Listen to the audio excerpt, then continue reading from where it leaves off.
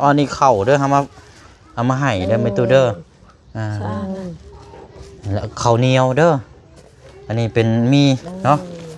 แก๊สนึงพอได้แล้วมาทางอะไรอันบ่ไปก็ยายปั่นมาพี่ละบ่เข่าก็ยายมันยังอันนั้นอยู่พี่น้อยปัด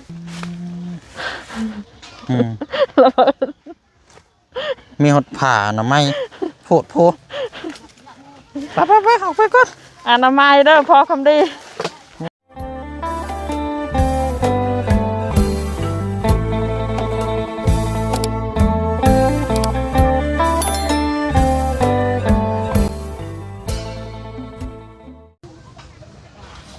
จุดดอกจุกหลอกถังแล้วท่าเอ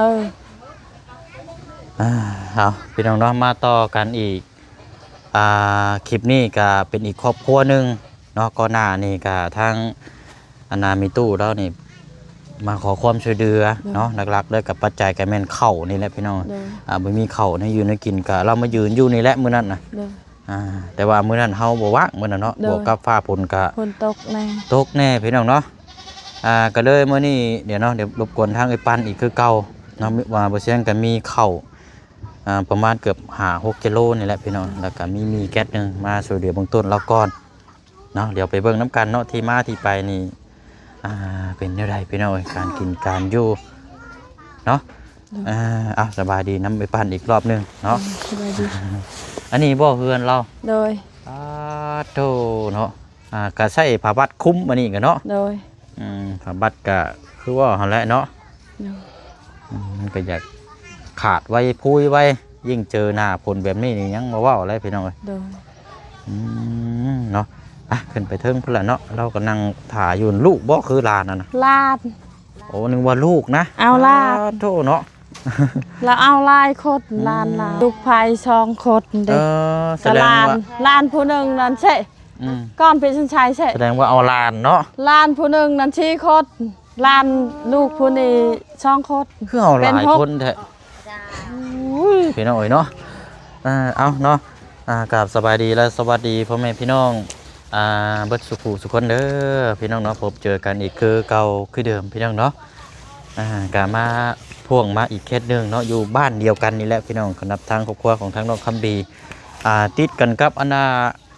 ที่ดินที่ว่าเฮาสิซื้อให้ทางครอบครัวน้องคำบีนี่แหละพี่น้องหรือว่าที่ดินของทางไอ้ปั้นติดกันเลยติดกันนี่แหละเพื่อนเรานี่แหละพี่น้องเนาะเดี๋ยวพูดคุยเบิ่งน้ำกันเนาะนี่ได้อันนี้เนาะใช่หาเบิ่งเบิ่งเด้อโทษเด้อตาเนี่ยมันเจอเพื่อนก็คือว่าโล่งแท้ยับเข้าไปนะอีกก็ได้ใช่ที่ไหนนั่งนี่ข้างๆนี่ก็ได้นี่เดี๋ยวนี้ก็ได้นี่เพราะนี่มองนี่เดี๋ยวนี้ก็ได้หรอก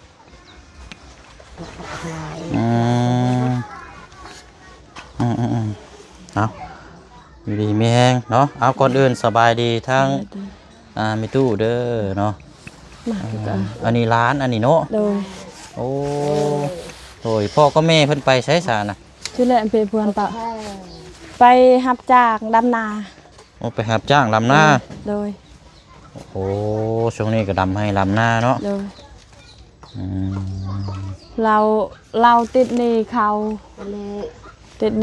เลยเราไปหับจ้างเขาข้างหลังกันบ่เขาเอามากินก้อนเนาะเดี๋ยวบังแป๊บนึงเช็ดกล้องก่อนเพียงก็เลยจำเป็นแล้วเนาะเพราะว่าเขาไม่มีเข่าก็จำเป็นแล้ว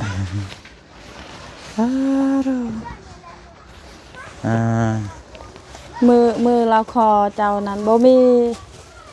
เหมือนนั้นบ่มีจักโลเลยอันนี้เราติดนี่บ้านนี่ทำมาให้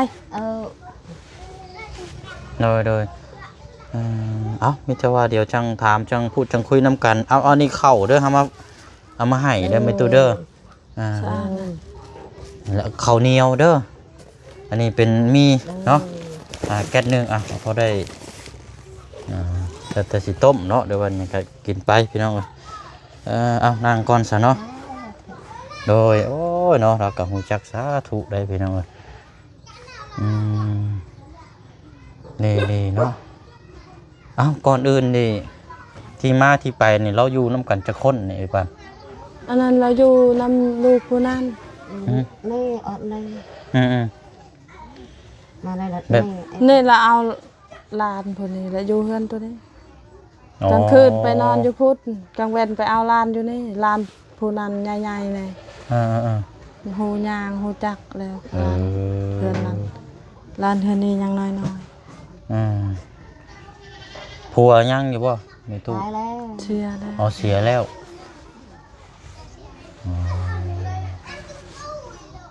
ก็ถือว่าเป็นคนในบ้านที่ฮู้จักกันดีเนาะ โดย กับไอ้ปันเนาะ โดย หนักแล้ว อันป้ายไม่ เออ đắc cự đồng trẻ cái ta đắc อืมกินแล้วบ่ข้าวมื้อนี่ khi chả bú เราได้ยังกินข้าว kim cặp mi này đấy กินต้มมี men โอ้ย để เนาะ nóiไปซื้อร้านดาวไปซื้อ ร้านไปซื้อก็เลยกินต้มมีน้ำร้าน โดยอันนั้นลาวรุ่นกับพ่อบาวตะโล ฮะอันผู้นี้บ่ แม่น รุ่นเดียว รุ่น กัน เดียว ตอนเฮาอยู่เฮือนตัวนี้เฮือนบาวพอบาวตะโลเบื้องนั้นบอนห้องน้ำหั่น อืม เฮือนพอบาวตะโล ข้างๆหมู่ที่เฮาวัดดินนั่นบ่ แม่น โอ้ เฮาอยู่ติดกับเฮือนพอตะโล อืม บาวตะโล เป็นรุ่นเดียวกันเนาะ แม่นพอบาวตะโลกระทุกข์ยาก อืม ลาวคือกัดเฮานี่แหละดึกของเขา ăn nàyหัวโดนđôi cho nó บ่ ผู้ มี นี้บ่ rạพอหงหมอăn này คันเขาเจ็บแล้วเฮาช่วย เจ็บใครละอันเนี่ย อืม พอตะโลก็เฮานี่แหละ อัน อีโตดพอตะโลบ่มีหยังเลย หนักไปเอา ลาวจิตใจงามลาวโห เออ อ่ามิดอัน ดีบ่ผู้นี้น่ะดีบ่ ใจนั่นได้พี่ เออ นั่นละไปดี จิตใจดี จิตใจมัน อืม อันdương nó cứ xem nhau ลาวขึ้นฮอดเฮาอยู่พุทธ อ๋อกินฮอดตอนอยู่นี่ อยู่นี่นั่นม่วนตอนเฮาอยู่นี่ อ่า แบบมือใดลาวบ่มีแล้วสบายเฮาได้หาย địa y là เดี๋ยวนี้เราบ่มีก็ค่อยบ่สู้ไป อืม là ăn giòn พวกเฮาได้หานแล้วก็อยู่ในนั้นแหละ ăn giòn กับหนึ่งมาบัดห้านอันหมองเฮือนมันก็อยู่ไกลกันแน่เนาะ แม่น มันก็บ่คือติดคือแต่ก่อนเนาะ เด้อคนอื่นเขาเว้าเราเว้าบ่แม่นบ่คือเจ้าเลย อยู่เจ้าอยู่นี่มีความสุขหลาย อืม บัดเจ็บบัดไข้ก็เจ้าเบิก là คันคิดฮอดแล้วไปนั่งแอนเฮาอยู่พุทธ เอาเอาเสียเนาะบัดว่างมีเวลาว่างก็จังไปเล่นน้ำเนาะ เด้อ เนาะ rồi đi ra ra cháu không sợ là cha rồi mới từ ngoài cha này dạ cha đôi vị ngoài rồi nhưng ta cha đỏ ăn đến đó อืมอย่าได้ก็ บัดเขาหน่อยหนึงนั่นลานเราอยากกินให้ล้านเราอด เรานี่บ่ อด โอ้ ให้ล้านกิน คันว่าในอยู่ในกินนี่สลานี่สิ ลายอด อดหลายกว่ามีแต่สิให้ทั้งลูกหลานเนาะ ด้อ การกินการอยู่นะพี่น้องเอ้ย เขาอยู่พุ่นลายคนใช่หนะอย่าอันกิ thì kê เก้าคนก็เลยให้ลูกแยกมานี่ โถ่ เขาติดหนี่ชื่อนี่ชื่อแปล เออ เขาติดหนี่เฮาก็ลายเทื่อแล้วแหละเขาเฮ็ดงานแบบนี้แหละเขาใส่เฮา อืม อีตด แต่ว่าครอบครัวน้ำกันแท้ๆได้นี่จักคนก็ไอ้กันรวมเบิดน่ะ เฮือนเราอยู่น่ะ โดย ใช่น่ะ được hết เออ thì kê nhận đồ này bồ lệ chuyện thứ ba ครอบครัวเราอยู่พุ่น9คนแต่มีลูกชายอยู่นี่แน่แม่น12คนคันเขาอยู่นำกันตอนนั้น นี่หากันแยกไม่ แต่ว่าอันนี้น่ะคือ นำ9คนอยู่ เก้าคนเนาะอื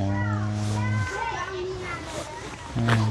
อันนี้คือเฮือนลูกเนาะ แม่น เพื่อนลูกเล่าอะไรเพื่อนแท้ๆเล่าน่ะอีกหลังนึงพี่น้อง แม่นแม่น เดี๋ยวจังเฮาจังย่างไปเบิ่งน้ำกัน แต่ว่า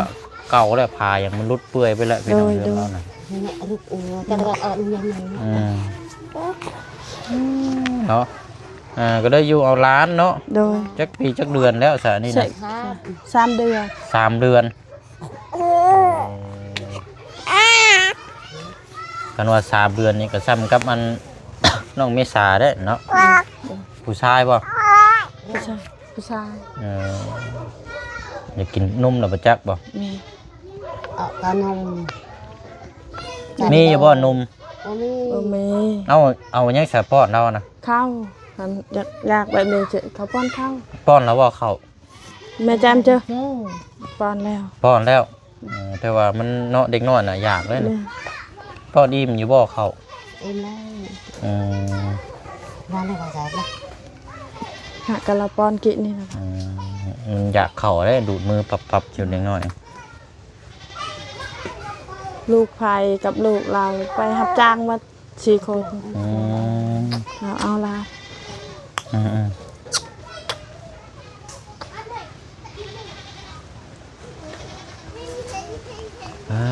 เนาะเอาอะไรเนาะกะจักสิว่าแนวใดพี่น้องเอ้ยมีแต่ว่าเฮาก็เบิ่งน้ำกันหั่นแหละเนาะเป็นครอบครัวบ้านใกล้เฮือนเคียงทั้งน้องคำดีพี่น้องนะก็นึงมากับทั้งไอ้ปันผู้เคยอยู่นำเราก็คิดฮอดคิดถึงเนาะก็เลยมาขอความช่วยเหลือกันนี่แหละเนาะเอาไว้อยู่ไว้กินเด้อไม่ตู้เด้อ อืมโอเคไปสายพี่น้อยมีแต่ว่าได้ให้เรากระแจงเอาเมียนไว้เนาะทางเฮาก็สิเดียวสิย่างรอเบิ่งที่ดินน้ำกันอีกจังน้อยแล้วจังสิพ่วงไปเฮือนน้องคำดีก็อีกจังน้อยพี่น้องเอ้ยเพราะว่ายังบ่ได้ทันได้เห็นหน้าตาเราเลยมื้อนี้กันน้องคำดีกันมีตู้เด้อไปก่อนเด้อเอาอยู่ดีไม่แห้งเด้อโดยเป็นไงเราดีใจอยู่ ละเลยเราบ่จักอวยพร อ้าว ไม่ทราบนั่นแหละดัง น่าบ้า ให้อยู่ดีแม่ง โดย อ้าวและดิฉัน โดย กระดาษเรียนตัวนี้ ศาลาเท่าใด โลกเนาะเฮือนกันเนาะแบบ โอ้พระเอามาในคนขาอยู่ แต่โซนลายนี่ก็เจ้าสิมักเฮ็ดแนวอยู่ในกินอยู่ทั้งเฮือนเนาะมันก็เลยกลายเป็นว่าคอนฟืนคอนไฟนี่แบบคอนกระกุกขั่วได้พี่น้อย เอาในขาอันคือก็ โอเคปะใส่ปั้นเนาะแล้วจังว่ากันเด้อมีตู้เด้อ ดีๆมาให้ ได้เลย โดยน้องน้อยแล้วมันละพี่น้องไปเดี๋ยวย่างรอเบิ่งอันมองทั้งประตูแล้วก็ว่าทางหญ้าทางนั่นก้อนบนนี่ใดแหละพี่น้องเลยบอกเลยมาเลย ดีเลยดีจบนะทำดีจบ โดยเนาะ เนี่ย อะไรไม่ตู้เอาไว้เด้อ จังหวัด กับข้าวเอาน้ำมาไว้อะไรเนาะวางไว้หาเราอะไร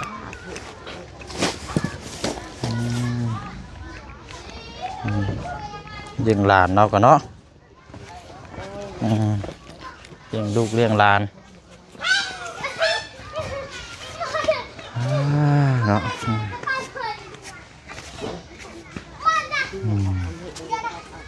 เดี๋ยวอันใช้ประตูมาพี่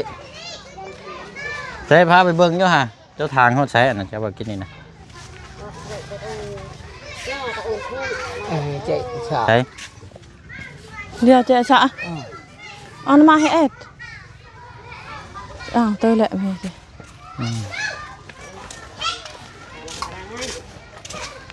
เตยแหละมีจ้ะ บ่ได้มีอะไรบ่ ระเบิดกี่ตะบัน บ่ได้มีบ่ระเบิดนะ บ่มีก็ได้เลย ระเบิดคดนั่นได้ บ่มีหรอ มีบ่แท้บ่มีนี่ฮะโอ้ยปั่นมาปิดจมูกฉันน่ะบ่กล้าเข้าแล้วบาด บ่มี ฮะมันหกใช่ นี่เราทาง แม่นว่าบ่อนี่นะ แม่น โอ้นี่ได้พี่น้องแล้วทางบัดนี้ห้างต่อนั่นอยู่ใช้น่ะ เราเอาแล้วอยู่ไทย หือ เลย อืม พักนะ Prung bò mà nghỉ. เราเอาแล้วเขาเอาแล้ว อืม เอาไปกินแล้ว แล้วมาทางเลยอันบ่ไปก็ยายปั้นมาพี่ละ นี่ บ่ เรา บ่ ทาง เข้าก็ยานี่แหละมันยังอันนั้นอยู่พี่น้องเอ้ย บัดคันเฮาเอาเฮาซื้อแล้วเฮาพอดตัวนี้ อืม เฮาตั้งบนนี้ มีแต่พอร์ตไม้เบิดนั่นแหละ โดย กุ้งไม้ตัวใดมันกล้ากินได้ก็เอาไว้ โดย ตัวใดกล้าบ่นั่นก็เอาไว้แต่ว่าเนาะเว้าถึงป้ออันกุ้งม่วงเนาะอืมมีหดผ่าหน่อไม้โพดโพไปออกไปก่อน อนามัยเด้อพอคำดี โอ้นักหน่วงกับนงในอยู่พี่น้อยมันสิให้คนอนามัยนี่ยากละมีแต่เอารถพอดแล้วต่ำรถเนาะ โดย รถพอดต่ำกวดไปเลยโอ้หายใจพืด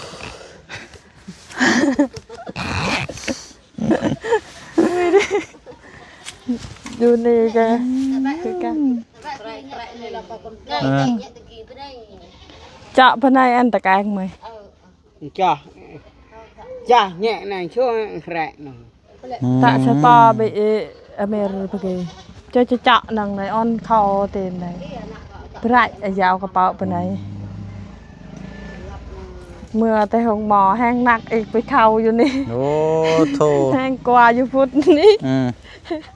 พอคันเฮาดูแลเฮาเอาได้แล้วกับใครอยู่เนาะ โดย มันก็สะอาดแล้วก็สิใครคนนี้อยู่ เราอยู่จังหน่อยสบาย สะ อัน อาด นี้บ่มีคนอยู่มันก็อยากธรรมดาเนาะ โดย นั่นมาทางมาแต่เช้าคนบ่มาทาง แม่นโต ดินยังบ่ทันได้ซื้อมาทางเลยพี่น้องจักช้ำไรยอมเลยข่อยกันจักสิได้บ่ได้มาทางก่อนเลยโอ้ยเนาะบ่เป็นหยังเนาะจังใดก็ติดตามแล้วก็เป็นกำลังใจแล้วพี่น้องเพราะว่าเฮาก็หำฮู้คือหำฮู้น้ำกันเบิดนั่นแหละแต่ว่ามีมาครบก็จังซื้อแล้วก็จังมาบุรบัตรกกไม้กกตอกนี่คือถ้าว่าซื้อไปแล้วนี่ก็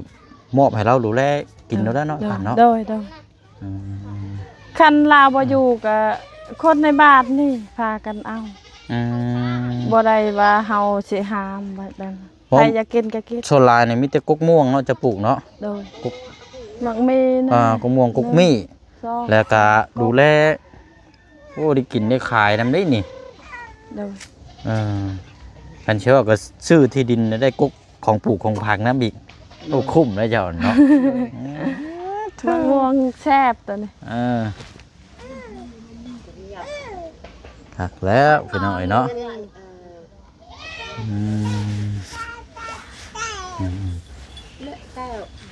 ไปสนอตอนนี้เฮาก็ยังเว้ายังลายบ่ได้แล้วพี่น้องมีแต่ว่าเฮามาอัปเดตเบิ่งน้ำกันอีกเนาะพอดีว่าพวกมาจากทางมิตู้เรานี่เอาเข้ามาให้เรา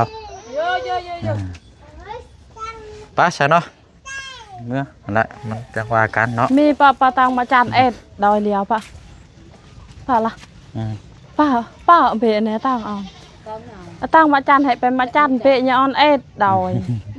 ปลาดอกปลา ใช่แล้วว่าอย่ามองนะเบิ่งฮะ มาจานคือ อ๋อไข่ดึงอยู่ เลียวไปใจดอยออนเอ็ด เดี๋ยว ชิด มันบ่ เปล่า ตอบหน้าตาเจ้า จะอ เนาะ อนเอ็ดปะแต่มาจานเปะเนี่ยออนเอ็ดดอยไป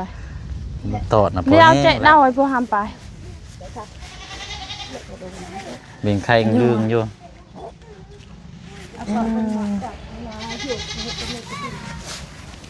อันนี้บ่เฮือนเราหน่อยปัน โดย หลังใหญ่นี่บ่ แม่น โอ้ นี่เราอยู่กับลูกเรา9 คน นั่น แต่ว่าก็สุดโชมหมดแหละเนาะ เรา11 2 3 4 15 คนพุ่นกันเราอยู่นำกันเพื่อนเรา ก็ขาดหมดแล้วนี่ โดย ป่วยหมดแล้วเนาะ โดย เออ อันนั้นเราเอาลานเรา เอาโอเคพี่น้อยเนาะ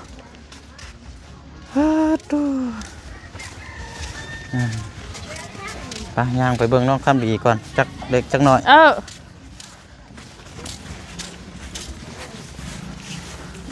แดดแน่มื้อนี้ใครอยู่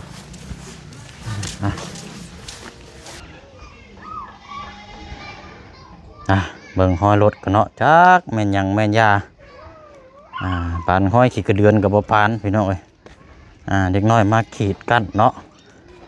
โอ้ยเด็กน้อยลายพี่น้องเอ้ยแต่ละบ้านก็สิประมาณนี้แหละพี่น้องเอ้ยเนาะปะเนาะมีแต่ว่าถ่ายคลิปกะนี่แหละพี่น้องเนาะอันนี้ก็อยู่หน้าบ้านของทาง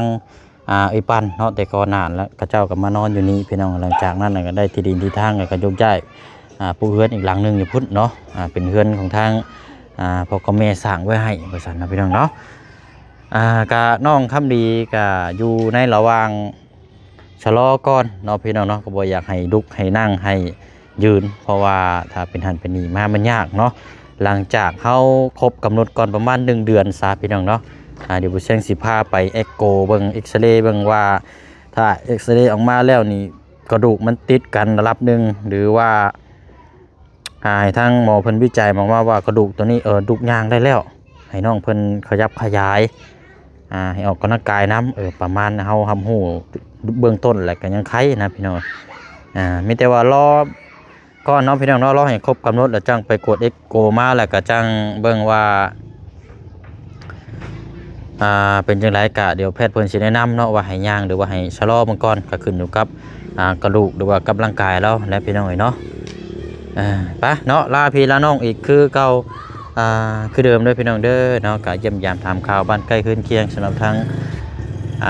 น้องคำดีเนาะพี่น้องเนาะสุดเดือเบื้องต้นทางเมตู้เราไปก่อนพี่น้องเนาะเพราะว่าก่อนหน้าเราก็มาขอความช่วยเหลือพี่น้องมื้อนี้ก็บ่เชิงก็มีข้าวนั่นแหละเนาะก็ได้แบ่งให้2เมตู้แล้วมื้อนี้พี่น้องเนาะถือว่าทำบุญนำคนเฒ่ามื้อนี้พี่น้องเนาะเอาก็มีแต่ว่าขอบมกขอบใจขอบบุญขอบคุณทางพี่น้อง FC เฮาปะลุงนำกันเบิดสุขุสุคนเด้อพี่น้องเนาะเป็นกำลังใจให้ตลอดมาแล้วก็เบิ่งแย่งนำกันนะพี่น้องเนาะไปบ้านนี้เนาะก็สิได้ลำลาก่อนเนาะอันนี้เฮายืนอยู่นี่อยู่ใต้ภูได้พี่น้องอยู่เบิ่งเทิงๆพุ่นน่ะมีแต่ภูผาโอ้ยเนาะภูลูกใหญ่เด้นี่พี่น้องเนาะเอาไปไหว้เด้อพี่น้องเด้อเนาะสบายดี